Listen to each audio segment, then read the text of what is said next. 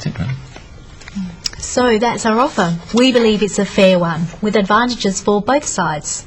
Yes, well, we're prepared to consider your offer, Ms. Chan, if you can accept some conditions.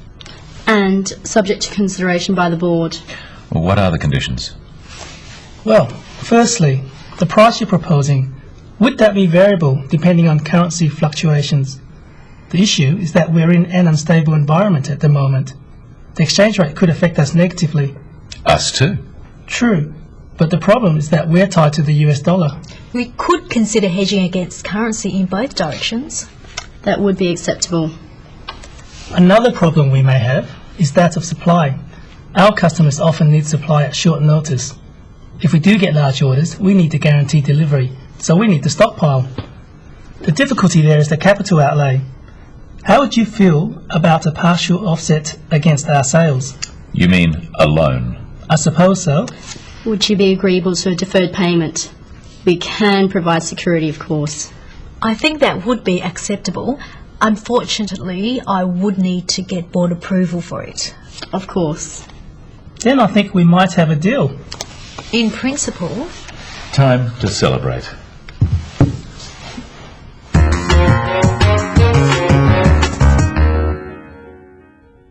In negotiations, it's usual for each side to have conditions that make the deal better or safer for them.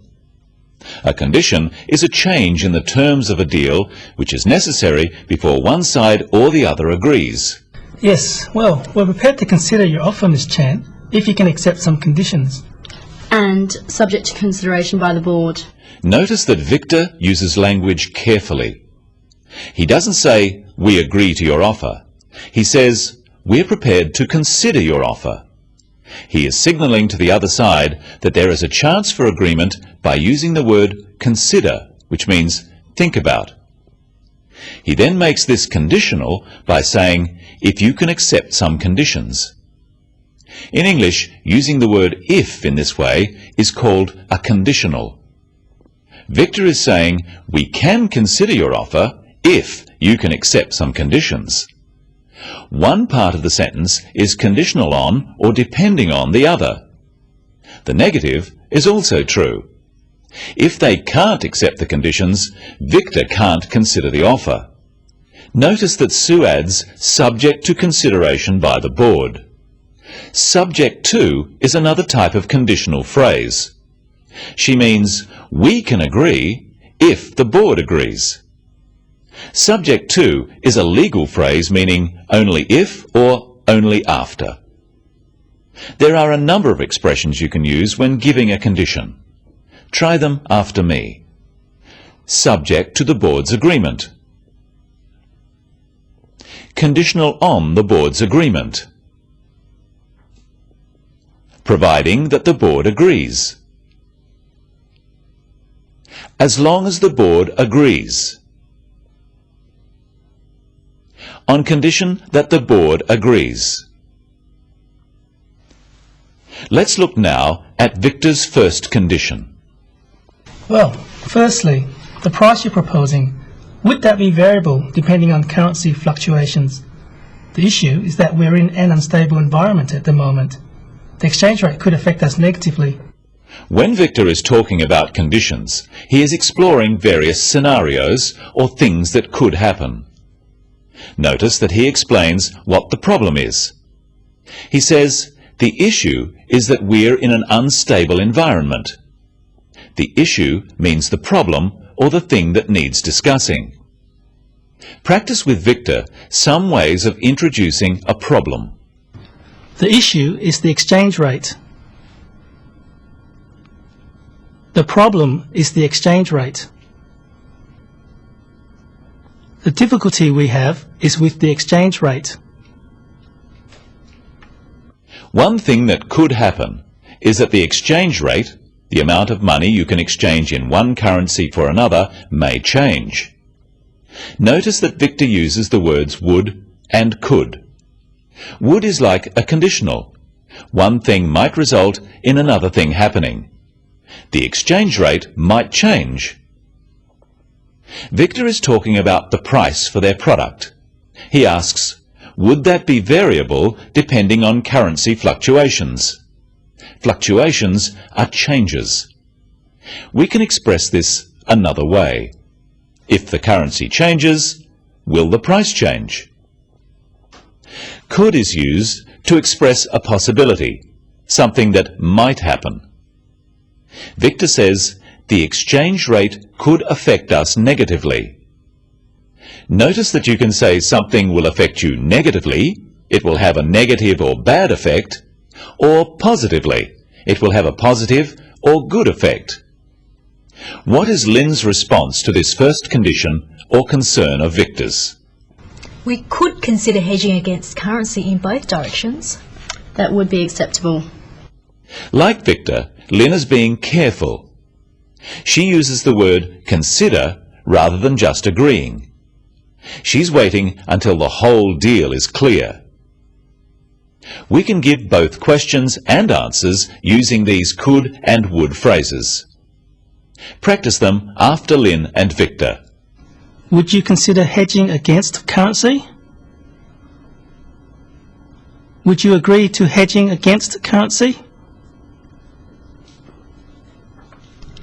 We could consider hedging against currency.